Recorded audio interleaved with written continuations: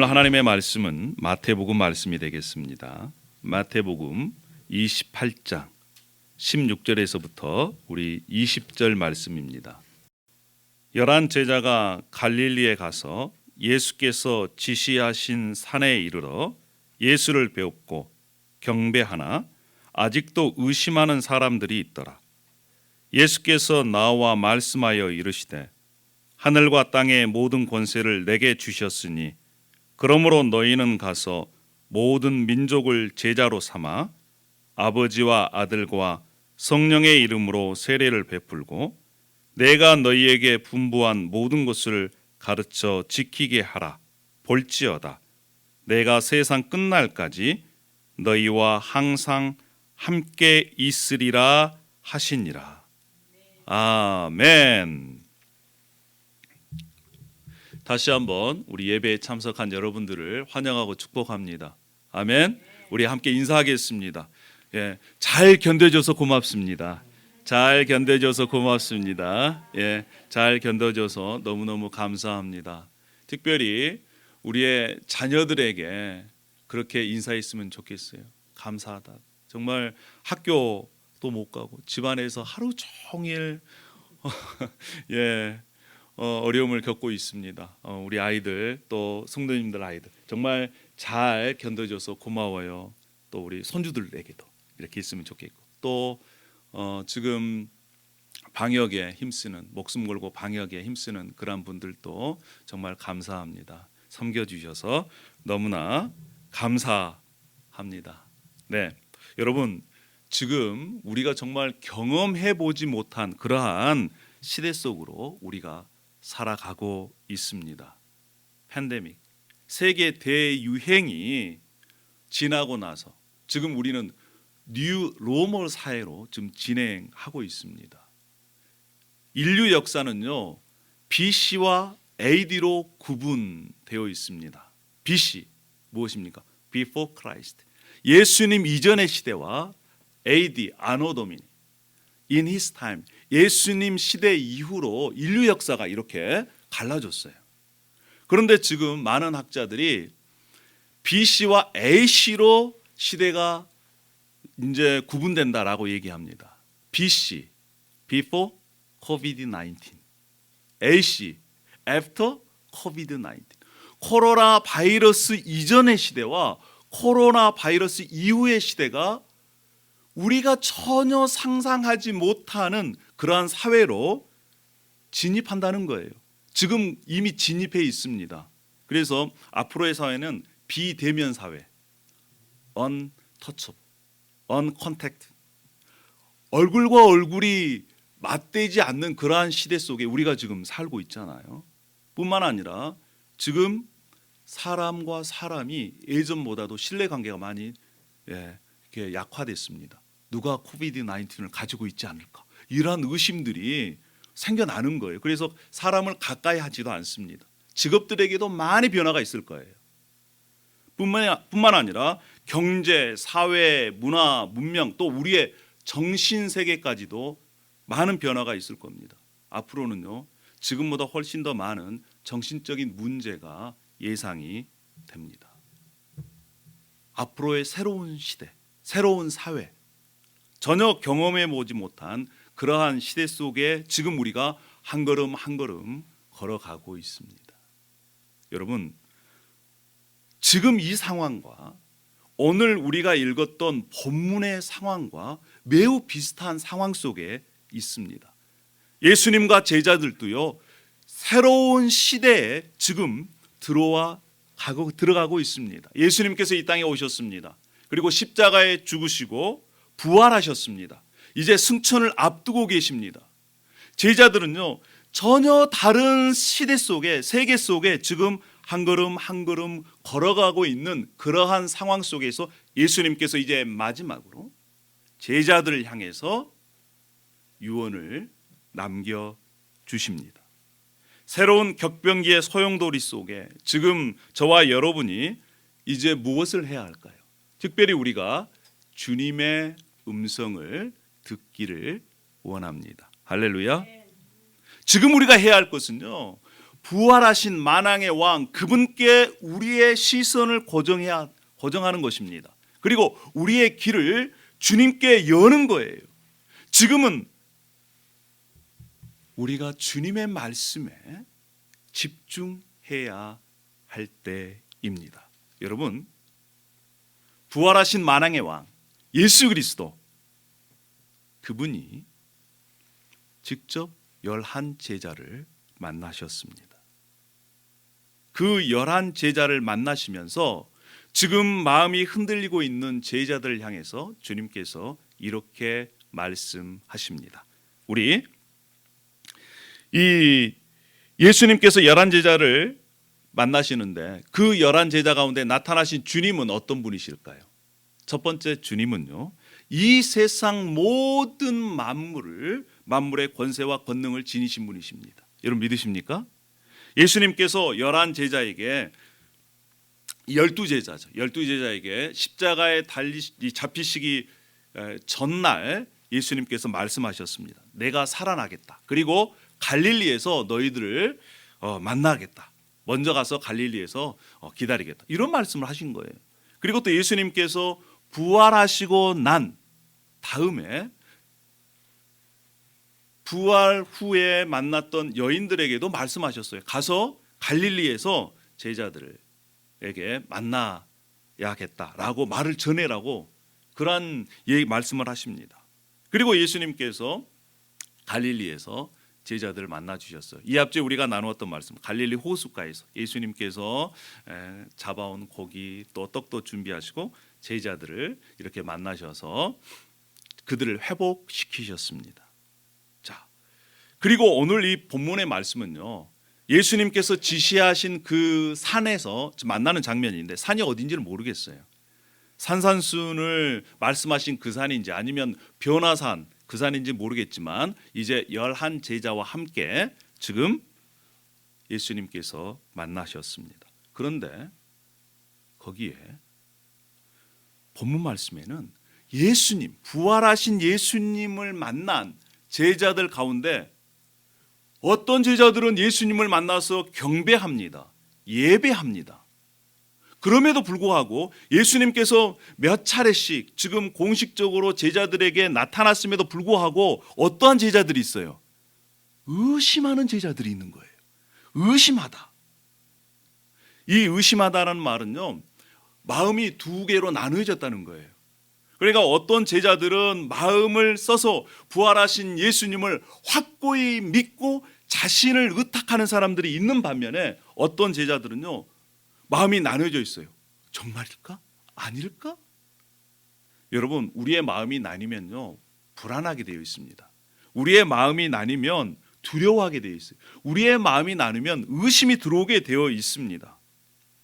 그런 상황에서 지금 불안해하고 두려워하고 의심하고 있는 제자들이 있는 상황 가운데에서도 예수님은 전혀 제자들의 믿음 없음에 흔들리지 않으신 거예요.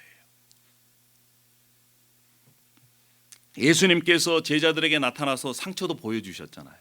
또 음식도 대접해 주셨잖아요. 그러면 제자들이 믿어야 될 거 아니겠습니까? 제자들이 확고히 믿고, 야, 예수님이 부활하셨다. 그래, 그 부활하신 예수님께 나의 전 인생을 맡겨야 되겠다. 이렇게 해야 되는 게 마땅함에도 불구하고 그들 가운데 아직도 믿음이 작아서 마음이 흔들리고 있는 그런 상황 속에서도 예수님은 전혀 그들을 보시고 낙심하지 않으셨어요. 예수님은 전혀 그들을 보고 마음이 흔들리지 않으셨어요. 여러분, 여기서 굉장히 중요한 진리를 발견할 수 있습니다. 이러한 상황 가운데 제자들이 완전히 준비되어지지 않는 그런 상황이에요. 그런데 그런 상황 속에서 예수님께서 대지상 위명령이라고 하는 유언의 말씀을 하신 겁니다.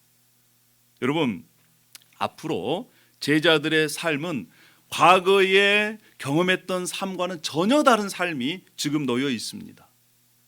그렇게 사랑했던 예수님은 이제 승천하시고 직접 눈으로 볼 수 없는 상황이에요. 그리고 예수님을 믿는 것 때문에 많은 제자들이 핍박이 놓여져 있습니다. 많은 대부분의 사람들은 예수님을 거부할 거예요. 제자들이 준비되어 있습니까? 다 준비되어 있지 않습니다. 그럼에도 불구하고 예수님께서 위대한 말씀을 제자들에게 이렇게 지금 주시는 겁니다. 여러분, 이런 상황은요, 지금 우리와 같은 상황과 비슷합니다. 앞으로의 우리가 이 삶이 여러분 예측 가능합니까? 아닙니다.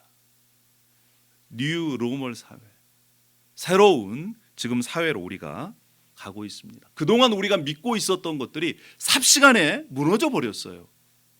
여러분, 우리가 세계 최강의 나라가 어딘지 알았습니까? 미국인 줄 알았어요. 그런데 지금 코비드 19 공격을 제일로 많이 받고 있어요. 확진자가 세계에서 제일로 많고 사망자도 제일 많습니다. 이런 상황 속에서 우리가 세상 권력을 의지할 수 있습니까? 그동안 신봉했던 과학이, 문명이 우리를 이런 상황 속에서 보호해 줄 수 있습니까? 사람의 지혜가 우리를 좋은 길로, 선한 길로, 또 안전한 길로 인도할 수 있습니까? 전혀 아닙니다. 여러분, 이런 상황 속에서 우리가 어떻게 해야 됩니까? 예수님께서는요, 제자들의 시선을, 제자들의 길을 자신에게로 이렇게 향하게 하셨습니다. 물론 제자들이요, 부족합니다. 연약합니다. 아직 전부 다 준비가 되어 있지 않습니다. 그럼에도 불구하고 예수님께서는 예수님을 향해서 눈을 고정시키고 귀를 고정시키고 예수님의 말씀을 들어 확신하고 그 확신을 가지고 새로운 시대를 살아가라고 말씀합니다. 할렐루야. 그래서요, 부활하신 만왕의 왕, 그분은 누구십니까? 여러분, 우리 다 함께 18절을 읽어보겠습니다. 18절. 자, 시작. 예수께서 나와 말씀하여 이르시되 하늘과 땅의 모든 권세를 내게 주셨으니. 그렇습니다. 예수님은요, 하늘과 땅의 모든 세상을 통치하는 권위를 갖고 계신 분이십니다. 할렐루야. 이 세상을 주관하는 주권자시라는 거예요. 여러분, 십자가에서 예수님께서 죽으심으로 말미암아 하나님 앞에 철저하게 순종하셨습니다. 그리고 하나님께서는 그 순종하신 예수 그리스도를 살리셨습니다. 베드로 사도가 그것을 목격하고 나서 이렇게 선포합니다. 자, 이스라엘 모든 집은 확실히 알아두십시오. 여러분들이 십자가에 못 박은 이 예수를 하나님께서 주와 그리스도가 되게 하셨습니다. 예수 그리스도를 죽음에서 살리심으로 말미암아 왕과 구세주가 되게 하셨습니다. 할렐루야. 이렇게 선포한 것입니다. 예수님께서요, 자기 자신에 대해서 이렇게 말씀하셨어요. 아버지께서 아들에게 주신 모든 사람에게 영생을 주게 하시려고 만민을 다스리시는 권세를 아들에게 주셨다. 할렐루야. 예수 그리스도께서 이 세상을 다스리심으로 말미암아 그 다스림 안에 들어오는 모든 사람에게 하나님께서 영생을 주신다는 것입니다. 여러분, 이것은요, 구약 말씀이 예수 그리스도를 통해서 성취된 것입니다. 우리 다니엘서 7장 14절 말씀을 우리 함께 다 같이 한번 읽어보시겠습니다. 다니엘서 7장 14절. 자, 시작. 그에게 권세와 영광과 나라를 주고 모든 백성과 나라들과 다른 언어를 말하는 모든 자들이 그를 섬기게 하였으니 그의 권세는 소멸되지 아니하는 영원한 권세요 그의 나라는 멸망하지 아니할 것이니라. 할렐루야. 하나님께서 예수 그리스도께 권세와 영광과 나라를 주시고 예수 그리스도의 권세는 영원한 권세입니다. 할렐루야. 그의 나라, 하나님의 나라는 멸망하지 않는다는 거예요. 사랑하는 여러분, 지금 이 세상을 주관하고 계시는 분이 누구십니까? 우리의 구원자 되신, 구주 되신 예수 그리스도십니다. 여러분 믿으십니까? 이 세상을 누가 통치하십니까? 예수 그리스도이십니다. 예수 그리스도께서 주권자이십니다. 여러분, 주권자라는 말씀은요, 예수님께서 결정적으로 의도하신 일을 하실 수 있다는 것입니다. 하지 못할 일이 없으시다는 거예요. 예수님께서 지금 이 세상 모든 만물을 다스리시고 계십니다. 여러분 믿으십니까? 여러분, 이 코비드 19은요 인간의 욕심으로부터 출발했습니다. 이런 상황 속에서도 우리에게는 좋은 소식이 있습니다. 복된 소식이 있고요, 기쁜 소식이 있습니다. 그것은 바로 무엇인가? 부활하신 만왕의 왕 예수 그리스도께서 지금도 여전히 이 세상을 다스린다는 것입니다. 할렐루야. 왜 그게 복된 소식이냐? 누가 통치하느냐? 그게 중요한 거예요. 여러분, 독재자가 다스리는 나라의 백성들은 불행한 겁니다. 그래서 북한이 불행한 거예요. 세계 각곳에 지금 독재자들이 다스리는 나라 백성들은 불행합니다. 그런데 예수님은 누구십니까? 선하신 분이십니다. 거룩하신 분이십니다. 은혜로운 분이십니다. 무한한 지혜를 가지고 계신 분이십니다. 뿐만 아니라 저와 여러분들을 우리보다, 내 자신보다 더 사랑하는 분이십니다. 할렐루야. 여러분, 그래서요 그것을 누가 깨달았느냐? 성령을 통해서 바울 사도가 깨달았어요. 그래서 이렇게 고백합니다. 누가 우리를 그리스도의 사랑에서 끊으리요? 환난이나 공고나 박해나 기근이나 적신이나 위험이나 칼이랴. 우리를 그리스도의 사랑에서 이 세상 어떤 것도 끊을 수 없다는 것입니다. 그래서 그는 선포합니다. 우리를 사랑하시는 이로 말미암아 우리가 넉넉히 이기느니라. 아멘. 내가 확신한다. 자, 우리 38절 로마서 우리 8장 38절 너무나 귀하고 좋은 말씀이기 때문에 우리 함께 선포하도록 하겠습니다. 자, 시작. 내가 확신하노니 사망이나 생명이나 전사들이나 권세자들이나 현재일이나 장래일이나 능력이나 높음이나 깊음이나 다른 어떤 피조물이라도 우리를 우리 주 그리스도 예수 안에 있는 하나님의 사랑에서 끊을 수 없느니라. 할렐루야. 그렇습니다. 이 세상의 어떤 것도, 어떤 높은 사람도, 심지어 무엇까지도, 죽음까지도 우리를 그리스도 안에 있는 하나님의 사랑에서 끊을 수 없다는 사실을 여러분 믿으시길 바랍니다. 아멘입니다. 여러분, 이 말씀은요 기독교인은 코로나 바이러스에 걸리지 않는다 이런 게 아니에요. 기독교인도 걸릴 수 있습니다. 쓰나미가 몰려오면요 기독교인만 확 피해가는 거 그거 아닙니다. 지진이 나면 지진은 이 기독교인이 서 있는 자리에 안 나고 다른 데는 나고 그런 게 아니에요. 겪을 수 있습니다. 그럼에도 불구하고 우리가 붙들 수 있는 것은 이 세상 어떤 어려움도, 심지어 죽음까지도 우리를 하나님의 손에서 빼앗을 수 없다. 그래서 우리는요 사나 죽으나 그렇게 크나 크게 관계가 없습니다. 여러분 믿으십니까?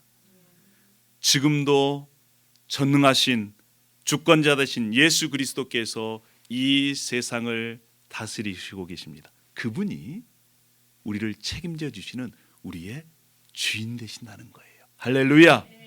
그뿐만이 아니에요. 또 부활하신 왕, 전능하신 왕, 그분은 세상을 다스릴 뿐만 아니라 그 주권자 되신 그분이 지금 우리와 함께 하신다는 것입니다. 여러분, 우리 20절 말씀을 한번 다 같이 읽어보겠습니다. 20절. 자, 시작. 내가 너희에게 분부한 모든 것을 가르쳐 지키게 하라. 볼지어다 내가 세상 끝날까지 너희와 항상 함께 있으리라. 할렐루야. 그분께서 우리와 어떻게 하신다고요? 세상 끝날까지 함께 하겠다. 아멘. 아멘입니다. 여러분, 예수님께서는 이 땅에 인간으로 우리와 함께 하시기 위해서 오셨어요. 그래서 예수님의 이름이 다른 의미로 뭡니까? 임마누엘. 하나님이 우리와 함께 하신다. 예수님께서 또 제자들에게도 말씀하셨어요. 두세 사람이 내 이름으로 모인 곳에 내가 그들과 함께 있겠다. 지금 예수님께서 우리와 함께 하신 줄 믿습니다. 아멘. 함께 온라인으로 예배하는 우리 공동체 가운데 함께 하신 줄 믿습니다. 아멘. 아멘입니다. 여러분, 그래서요 하나님과 함께함이 복이에요. 하나님과 함께함이 하늘의 복을 누릴 수 있는 길입니다. 그래서요 하나님과 함께한 사람은 어디를 가든지 하나님의 형통함을 누릴 수 있는 거예요. 그것이 바로 구약에 보면 요셉이지 않습니까? 요셉이 모함을 받아서 어디에 갔습니까? 감옥에 갔어요. 그런데 하나님께서 함께 하시니까 감옥에서 형통함을 경험한 겁니다. 뿐만 아니라 하나님께서 모세에게도 약속하셨고 특별히 모세 이후에 누구에게도 여호수아에게도 약속하셨어요. 여호수아가 얼마나 걱정이겠어요. 60만 명 이상 되는 그 사람들을 이끌고 이제 가나안 땅에 들어가려고 하는데 위대한 선지자요 지도자의 모세가 떠납니다. 그것을 이어받아요. 두려움과 떨림이 있는 여호수아에게 하나님께서 약속하십니다. 내 평생에 너를 대적할 자가 없으리라. 내가 모세와 함께 있었던 것 같이 너와 함께 있을 것임이라. 내가 너를 떠나지 아니하며 버리지 아니하리니. 할렐루야. 이 말씀을 여호수아가 붙잡고요 그 두려움을 이겨냈습니다. 예수님께서도 말씀하셨어요. 제자들에게 자, 내가 너희를 고아와 같이 내버려 두지 않겠다는 거예요. 다시 오겠다는 것입니다. 예수님께서 다시 오셨습니다. 어떻게 해요? 예수님의 영 성령을 통해서 다시 오셨습니다. 그리고 우리와 함께 하십니다. 여러분 믿으십니까? 저는 확실히 믿습니다. 예수님과 함께한 자들이 어떤 축복을 누리는지 여러분 아세요? 제가요 한국에서 목회할 때 저희 교인 분 중 한 분이 군대에서 굉장히 높은 지위에 있었습니다. 그래서 전방에서 근무하셨는데 그때 신방을 갔습니다. 관사에서 맛있는 음식을 먹고 이제 길을 따라서 산책을 하면서 부대 안으로 들어가고 있었습니다. 근데 부대 안으로 이렇게 산책할 때 곳곳에서 병사들이 격려를 합니다. 그분과 같이 갈 때 충성 이렇게 인사하는 친구들은 병들입니다. 병들. 그리고 조금 지나면 이제 중성 이렇게 한 분들은 이제 영관급 이상들, 대대장들 이상들은 이렇게 인사를 해요. 그 같이 가는데 인사하는데 인사는 누가 받았어요? 제가 받았습니다. 병사들이 충성, 영관급 충성. 이렇게 함께 가는데요. 인사를 그 옆에 높은 분에게 하는데도 옆에 있는 제가 받더라고요. 자, 부대 앞에를 딱 섰는데 저는 경험도 못 해봤습니다. 저는 병 출신이거든요. 어떻게 이 영관급도 이게 파택이 세계 대대장들 이런 분들이 어떻게 인사를 하겠습니까? 군대 그 정문을 통과하는데요. 그분과 함께 하니까 신분증 검사도 안 들어. 무사 통과예요, 여러분. 세상 모든 만물을 주관하시는 그 주님께서 우리와 함께 하십니다. 여러분 믿으십니까? 그분의 영광과 그분의 권능이 함께한 우리들에게도 함께 있습니다. 여러분 믿으십니까? 이사야서 41장 10절 말씀을 우리 다 함께 읽어보도록 하겠습니다. 이사야서 41장 10절 시작. 두려워 말라 내가 너와 함께함이라. 놀라지 말라 나는 내 하나님이 됨이라. 내가 너를 굳세게 하리라. 참으로 너를 도와주리라. 참으로 나의 의로운 오른손으로 너를 붙들. 할렐루야. 여러분 두려워하지 말라고 말씀하십니다. 놀라지 말라고 말씀하세요. 여러분 하나님께서 왼손이 있고 오른손이 있겠어요? 아니에요. 오른손은 권능을 말씀하는 겁니다. 하나님의 무한하신 권능으로 우리를 지켜주신다는 거예요. 할렐루야. 우리를 돌봐주신다는 것입니다. 할렐루야. 우리를 붙들어 주신다는 거예요.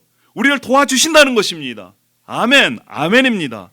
여러분 이 말씀을 신뢰함을 통해서 사망의 음침한 골짜기를 걸어간다 할지라도 이 말씀이 우리를 지켜 평안을 경험하는, 기쁨을 경험하는, 그래서 하나님을 찬양하는 저와 여러분이 되길 소망합니다. 아멘. 본문 말씀에 나온 제자들은 그렇게 준비되지 않았습니다. 그럼에도 불구하고 예수님께서 제자들을 향해 대지상 위임 명령, The Great Commission, The Great Mission을 말씀하셨습니다. 예수님께서 유언의 말씀으로 제자들에게 주셨다 이렇게 얘기합니다. 여러분 유언은 무엇입니까? 자기 인생 가운데 가장 중요한 말씀 중에 한 가지가 유언 아니겠습니까? 여러분 청개구리 유언 아시죠? 청개구리가요 살면서 그렇게 부모 얘기를 안 들었습니다. 엄마가 이거 하라 그러면 저거 해요. 반대로 얘기합니다. 반대로 얘기하고 반대로 행동해요. 어머니가 이제 목숨을 잃어가면서 청개구리한테 유언을 남깁니다. 개구리야, 제발 나의 무덤을 시냇가 옆에다가 무덤을 써라. 왜냐, 엄마가 생각할 때는 반대로 할까 봐서.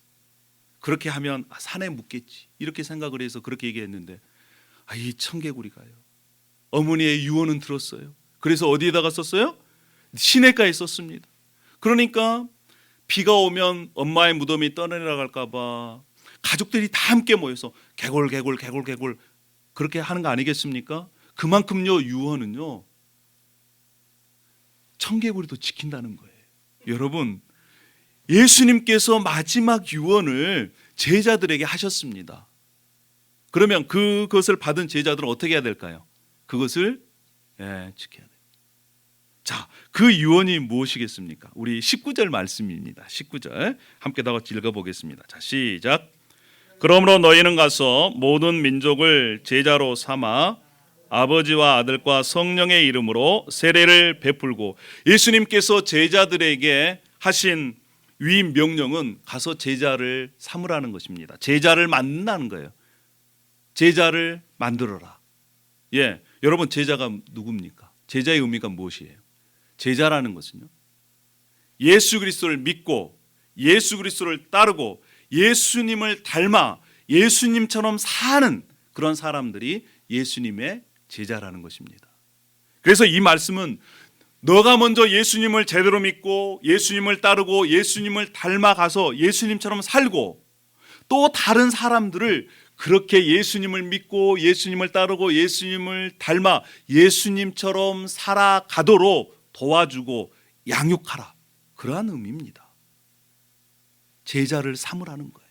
이것이 예수님께서 말씀하신 대지상 위임 명령입니다. 그러면 이 제자들은 어떻게 만들어질까요? 어떻게 양육되어질까요? 첫 번째가 가라는 겁니다. 가.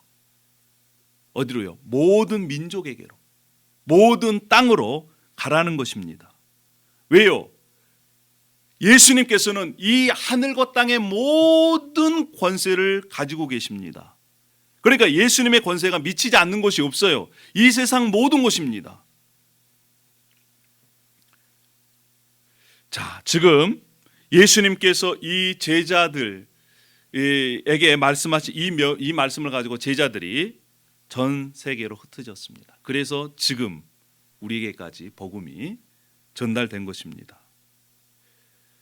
우리가 그래도 세상을 보면 아직까지 모든 민족이, 모든 부족이 예수님을 주님으로 이렇게 고백한 건 아닙니다. 그런데 우리가 기대하는 것이 있습니다. 언젠가는 이 세상 모든 민족이, 열방이 주님 앞에 무릎을 꿇고 예수님을 구주로, 주님으로 높일 날이 반드시 올 것을 믿습니다. 할렐루야.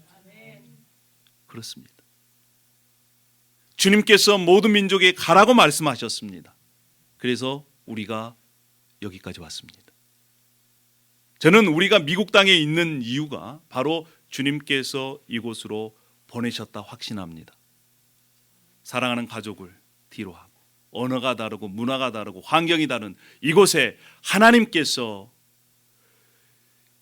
우리를 이곳으로 가라 말씀하셨습니다. 그리고 우리가 이곳에 왔습니다. 할렐루야.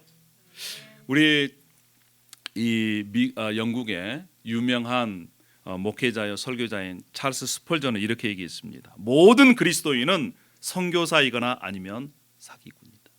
하나님의 말씀을 붙들고 그렇게 순종하며 살아가는 사람들은 모두 다 선교사이지만, 말씀을 거부하고 예수님을 믿는다라고 말하는 사람들은 사기꾼이다, 이렇게 얘기를 했습니다.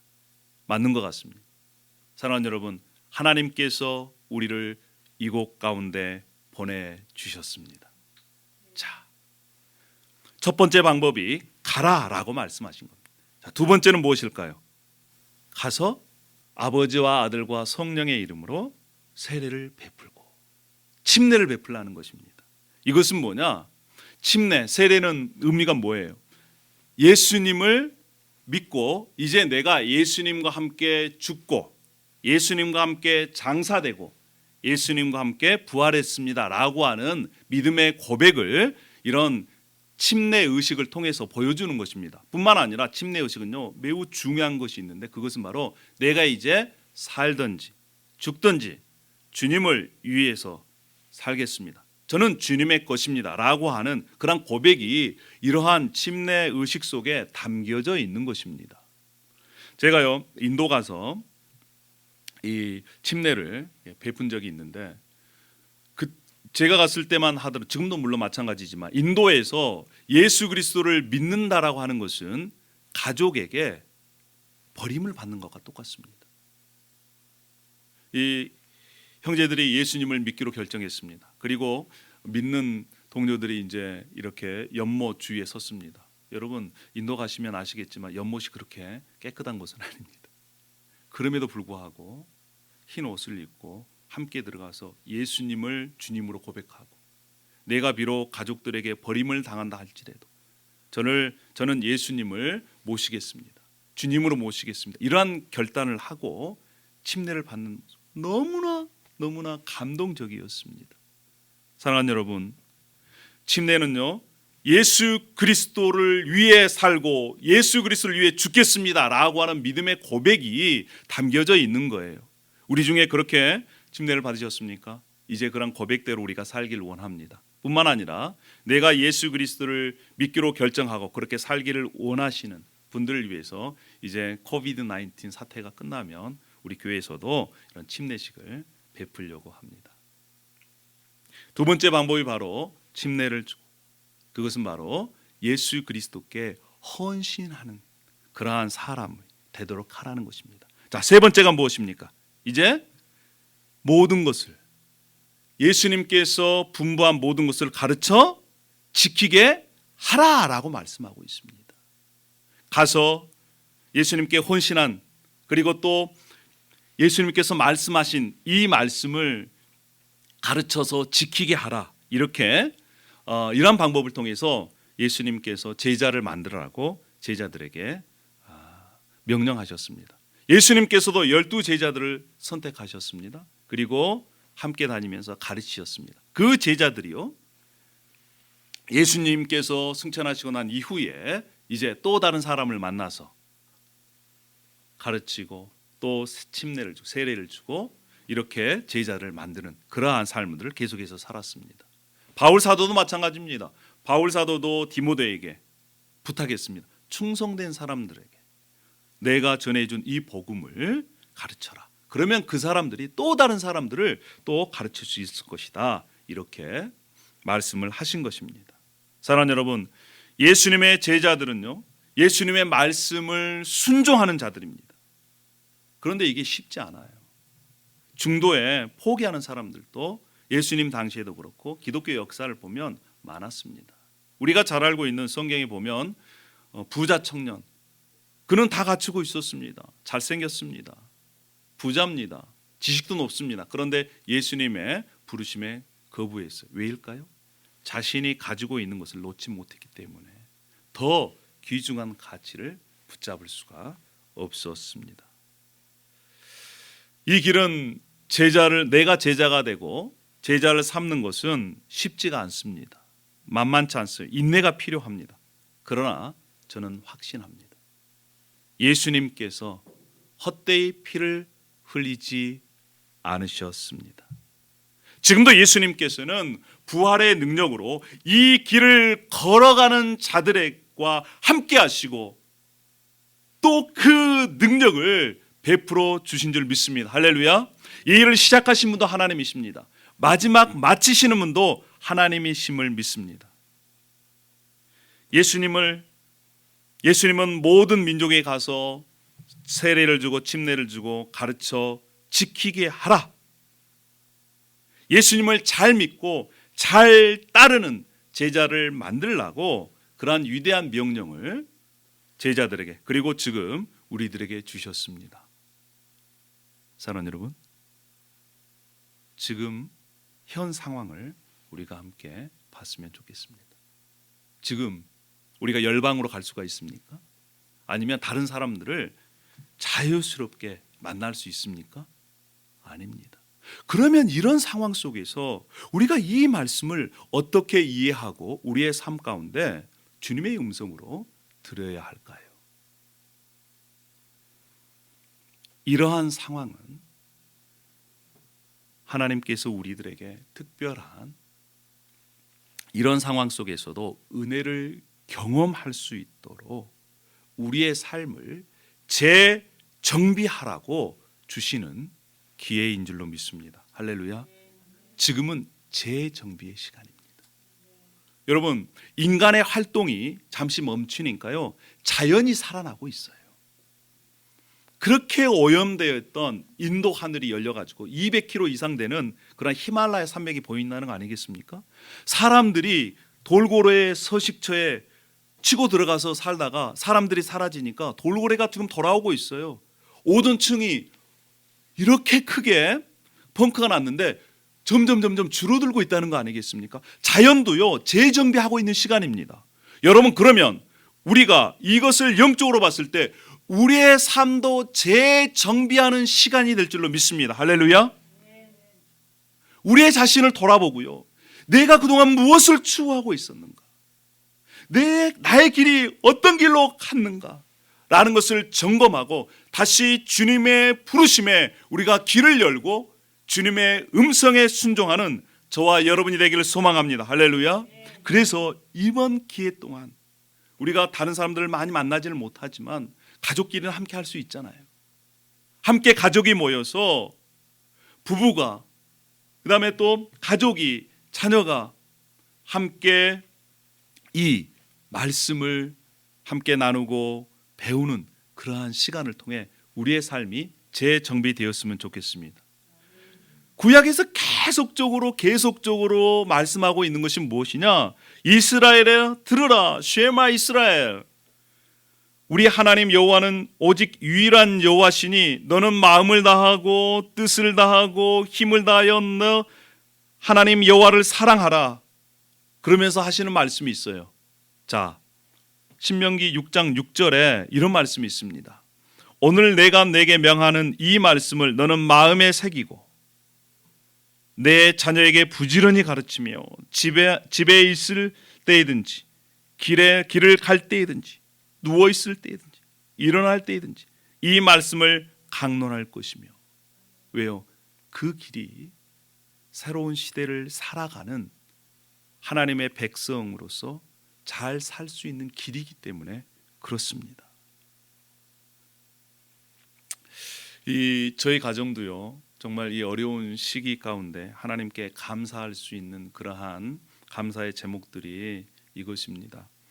매일 모여서 함께 말씀을 읽고 기도하고 말씀을 나누고 있습니다. 쉽지 않아요. 아이들이 그럼에도 불구하고 하나님께서 이 상황 속에서 주시는 기회다 이렇게 생각을 해서 어려운 가운데에서도 한편으로는 감사가 됩니다. 하나님의 말씀을 잘 배워서 그 말씀대로 살고 또 우리의 자녀들을 그렇게 가르칠 수 있다면 이것이 얼마나 더 큰 축복이겠습니까? 뿐만 아니라 우리 여기에 있는 지금 청년들, 그리고 온라인으로 함께 예배드리는 청년들, 그리고 청년들을 자녀로 두고 계시는 그러한 부모님들에게 부탁을 합니다. 배우자를 선택할 때 어떤 기준으로 배우자를 선택하시겠습니까? 청년 여러분, 며느리나 사위를 선택할 때 어떤 기준입니까? 가정 배경입니까? 교육 수준입니까? 가진 재산입니까? 아니면 훈남이에요? 얼짱이에요? 제가 단호하게 말씀드리는 것은 하나님의 말씀을 알고 그 말씀을 지키고 뿐만 아니라 그것을 다음 세대 자신의 자녀에게 가르쳐 줄 수 있고 알려줄 수 있고 교육할 수 있는 그러한 청년이라면 여러분 선택하십시오. 그러면 그 선택은 절대 후회하지 않을 것입니다. 그리고 여러분뿐만 아니라 그 다음 세대에도 하나님께서 축복하시는 축복의 통로로 쓰임받을 것입니다. 할렐루야. 여러분, 우리의 자녀들이 그러한 사람들을 선택할 수 있도록 여러분 우리 기도해야 됩니다. 뿐만 아니라 우리의 며느리가, 우리의 이 또 사위가 그러한 사람이 되도록 그러한 사람을 선택할 수 있는 안목을 가질 수 있기를 소망합니다. 비전 있는 청년을 가진 그러한 예수 그리스도의 제자가 우리의 자녀이면 그 가정은 축복받는 것입니다. 예수 그리스도의 제자가 며느리든 사위든 그 가정은 복된 가정이 되는 거예요. 그래서 여러분, 우리가 우리의 삶을 다시 말씀으로 재정비하기를 소망합니다. 아멘. 하루에 10분이라도 부부가 함께 말씀을 나누고, 하루에 10분이라도 가족이 함께 말씀을 읽고, 또 가족이, 부부가, 형제가 예수 그리스도의 제자로 헌신하기를 결단하는 그러한 시간들이 되기를 소망합니다. 할렐루야. 여러분, 우리가 먼저 제자가 되고요, 그 다음에 우리의 가족들이 제자가 되기를 힘쓰는 그러한 시간들이 하나님께서 우리에게 지금 기회라고 생각합니다. 코비드-19 이후 세계는 그전 세대 이 시대와 바뀔 것입니다. BC, AC. 앞으로는 더욱더 예수 그리스도가 필요한 시대입니다. 정신적으로도 그렇습니다. 영적으로는 더 말할 것도 없습니다. 사랑하는 여러분, 그동안 우리가 잃어버렸던 예수님께서 주시는 사명, 가서 제자를 삼으라라고 하는 그러한 사명에 우리가 다시 헌신하는 기회가 되기를 소망합니다. 그동안 우리의 인생을 돌아보면서 이 사명을 비껴서 살았다면 주님 앞에 무릎을 꿇고 회개함을 통해 주님의 회복을 힘쓰며 제자로서의 삶을 결단하고, 뿐만 아니라 특별히 이 주간 5월은 또 가정의 달입니다. 사랑하는 우리의 자녀를 위해서 집중적으로 기도하는 저와 여러분이 되기를 소망합니다. 우리의 자녀들이 예수님을 사랑하고 예수님의 제자로 살아가기를 위해서 힘써 기도하는 저와 여러분, 그래서 하나님의 복을 누리며 나누어주는 저와 여러분, 우리의 공동체가 되기를 소망합니다. 할렐루야.